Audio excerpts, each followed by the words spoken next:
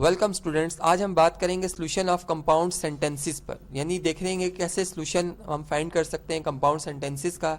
यहाँ पर एक एग्जांपल मैंने लिखी है, इस तरह से है कि 3x + 5 इज ग्रेटर देन और equal to -16 and less than और इक्वल टू 20। इसको अब हमने सॉल्व करना है। देखें जी, स्टार्ट करते हैं सोल्यूशन को। और इसमें सबसे पहले मैं इसी इनइक्वालिटी को दोबारा कंपाउंड इनइक्वालिटी को लिख रहा हूँ, जिसमें हमने ये बात की है कि 3x + 5 is greater than or equal to -16 and less than or equal to 20। अब देखें, इसी स्टेटमेंट को मैं यानी इसकी पार्टीशनिंग कर सकता हूँ। इसको मैं इस तरह से लिख सकता हूँ कि 3x + 5, अगर इसका फर्स्ट पार्ट देखा जाए तो इसमें हम कह रहे हैं ग्रेटर देन और इक्वल टू -16, ठीक है। और साथ ही हम ये बात कर रहे हैं एंड की कंडीशन है, जैसा कि मैंने आपको पहले बताया था एंड। और साथ ही हम ये कह रहे हैं कि 3x + 5 जो है, 3x + 5 इज लेस देन और इक्वल टू 20। तो बेसिकली इसमें हमने x जो है वो सेपरेट करना है, x की वैल्यू को फाइंड आउट करना है। कैसे फाइंड आउट किया जा सकता है, आप देखेंगे इस टर्म में, मिडिल टर्म में आप देख रहे हैं कि यहाँ पे 3x + 5 लिखा हुआ है। बेसिकली यहाँ से x को बिल्कुल हमने सेपरेट करना है।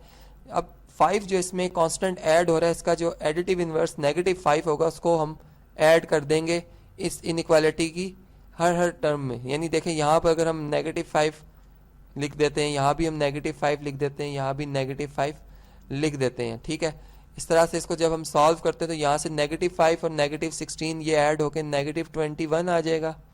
जबकि यहाँ से अगर हम देखें तो 5 और -5 कैंसिल आउट हो जाते हैं, 3x रह जाता है। और यहाँ से कंडीशन वही आ रही है, लेस देन और इक्वल टू 20 में से 5 को निकाल देंगे, क्या आएगा, 15 आ जाएगा, ठीक है। अब आप इसी प्रोसेस को इधर भी देखें, अगर हम यहाँ पे अगर उनको सेपरेट लेके चल रहे हो तो हम इधर भी सॉल्व कर सकते हैं। या मैं एक लाइन लगा देता हूँ सेपरेशन लाइन की। देखें, अब देखें, हमने यहाँ पर 5 का जो एडिटिव इनवर्स था -5 वो ऐड किया था बोथ साइड में, तो यहाँ भी -5 आएगा, यहाँ भी -5 आएगा। इसी तरह यहाँ भी -5 ऐड होगा, यहाँ भी -5 ऐड होगा। और इसको जब हम सिंप्लीफाई करेंगे तो हमारे पास ये -16 और -5 -21 आ जाएगा, लेस देन और इक्वल टू। इसी तरह यहाँ पर क्या आएगा जी, 3x, ये 5 से कैंसिल हो जाएगा, 3x आ जाएगा, ठीक है। और इसी तरह से अगर आप यहाँ पर देखें तो यहाँ भी सेम कंडीशन है, 5 और 5 कैंसिल हो जाएंगे, -5, 3x रह जाएगा, लेस देन और इक्वल टू 20 में से 5 सब्ट्रैक्ट कर लें, 15 आ जाता है, ठीक है। अब आप देख रहे हैं कि यहाँ पर जो x का कोफिशिएंट है 3, हमने चूंकि x को बिल्कुल सेपरेट करना है तो हम 3 से अब क्या करेंगे, थ्रू आउट इनइक्वालिटी को डिवाइड करेंगे। चूंकि 3 एक पॉजिटिव नंबर है इसलिए इनइक्वालिटी की डायरेक्शन तब्दील नहीं होगी। तो यहाँ पर हम हर जो हमारे पास इसमें एक्सप्रेशन आ रहा है उसको हम क्या करेंगे जी, यानी इस एक्सप्रेशन की लेफ्ट साइड और राइट साइड को हम 3 पे डिवाइड कर देंगे। यहाँ भी हम इसी तरह से 3 से डिवाइड कर देंगे, ठीक है। अब आप देखेंगे यहाँ पर अगर हम 3 के टेबल से देखें तो 3 7s हमारे पास आता है जी, क्या 21 आ जाता है। यहाँ पर 3 7s 21 है, यहाँ 7 लिख देते हैं, ये हमारे पास -7 आ रहा है। इसी तरह लेस देन और इक्वल टू की कंडीशन है, ये ऐसी ही रहेगी। 3 और 3 का जो रेसिप्रोकल है ये आपस में कैंसिल हो रहे हैं, इन्वर्सेस कैंसिल हो रहे हैं, यहाँ पर x रह जाएगा।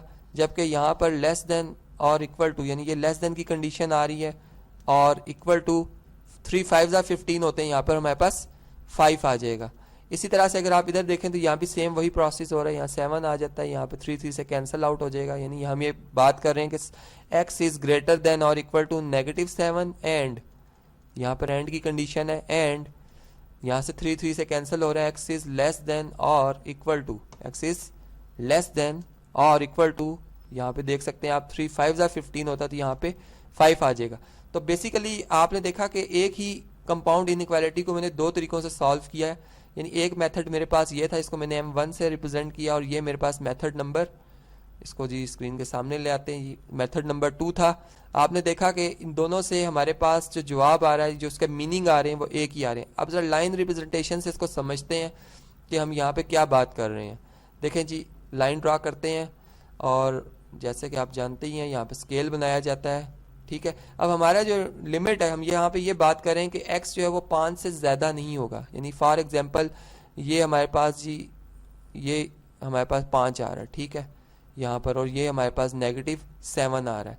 इस तरह इसके दरमियान ये सारी वैल्यूज़ आ रही हैं नेगेटिव की जो होती हैं, आप जानते ही हैं, ठीक है।